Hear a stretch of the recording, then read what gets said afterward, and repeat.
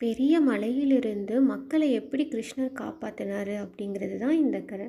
Hi குட்டீஸ், நம்ம channel நீங்கள் இப்போ தான் ஃபஸ்ட் டைம் பார்க்குறீங்கன்னா சப்ஸ்கிரைப் பண்ணிடுங்க. இப்போ நம்ம கதைக்குள்ளே போகலாமா? கோகுலம்னு ஒரு சின்ன கிராமம் இருந்துச்சான். அங்கே மழை இடியும் மின்னலோட ரொம்ப அதிகமாக பெஞ்சிட்டு இருந்துச்சான்.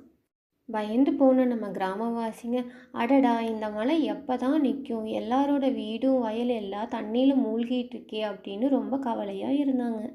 இன்னொரு கிராமவாசி அழுதுகிட்டே சொன்னார், இது மழைக்கடவுளோட கோபந்தான், இந்திரன் கோபம் ஆயிட்டார், அதுதான் மழை நிற்காம பெய்யுது, நம்ம ஊர் அழிஞ்சு போயிடுமோ அப்படின்னு பயந்துகிட்டே இருந்தாராம். இதெல்லாம் கேட்டுட்டு இருந்த கிருஷ்ணர் சிரிச்சிட்டே முன்னாடி ஏன் எல்லாரும் பயப்படுறீங்க, இந்திரன் எவ்வளோ மழை கொட்டி தீர்த்தாலுமே நான் இருக்க உங்களை காப்பாத்துறதுக்கு, கவலைப்படாதீங்க அப்படின்னு சொல்லிட்டு இருந்தார். மக்கள் எல்லாரும் ஆச்சரியத்தோட, கிருஷ்ணா நீயே குட்டியாக இருக்க, நீ எப்படி இவ்வளோ பெரிய மலையை நிறுத்தி எங்களை காப்பாற்றுவ அப்படின்னு கேட்டாங்களாம். கிருஷ்ணர் கண் சிமிட்டினபடி அதை நீங்களே பார்த்து தெரிஞ்சுக்கோங்க அப்படின்னு சொல்லிட்டு மெதுவாக தன்னோட சின்ன விரலை வானத்தை நோக்கி தூக்கும்போது கோவர்தன மலை முழுவதுமாக காற்றில் எழும்பி நின்றுச்சான். இதை பார்த்த மக்கள் எல்லாரும் ஆச்சரியத்தோட, குட்டி கிருஷ்ணா ஒரே விரலால் தூக்கிட்டியா அப்படின்னு கேட்டாங்களாம். கிருஷ்ணர் சிரிச்சிட்டே, வாங்க எல்லாரும் மழை நிற்கிற வரைக்கும் இந்த மலைக்குள்ளே பூந்து பாதுகாப்பாக இருங்க அப்படின்னு சொன்னார்.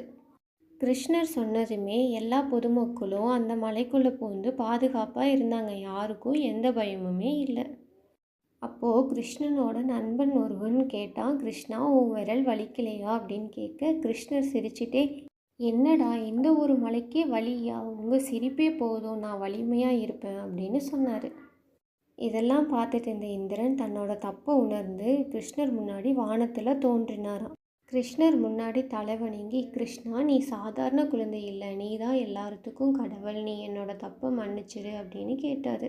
அன்போடு கிருஷ்ணர் சொன்னார், இந்திரா கோபம் காட்டினா மக்கள் எல்லாம் பயப்படுவாங்கல்ல, கடவுளோட கடமை மக்களை பாதுகாக்கிறது தான் அப்படின்னு சொன்னார்.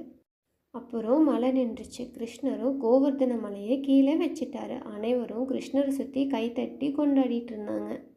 மக்கள் எல்லாரும் ஜெய் கிருஷ்ணா, ஜெய் கோவர்தன காப்பாளர் அப்படின்னு கோஷம் போட்டுட்டு இருந்தாங்க.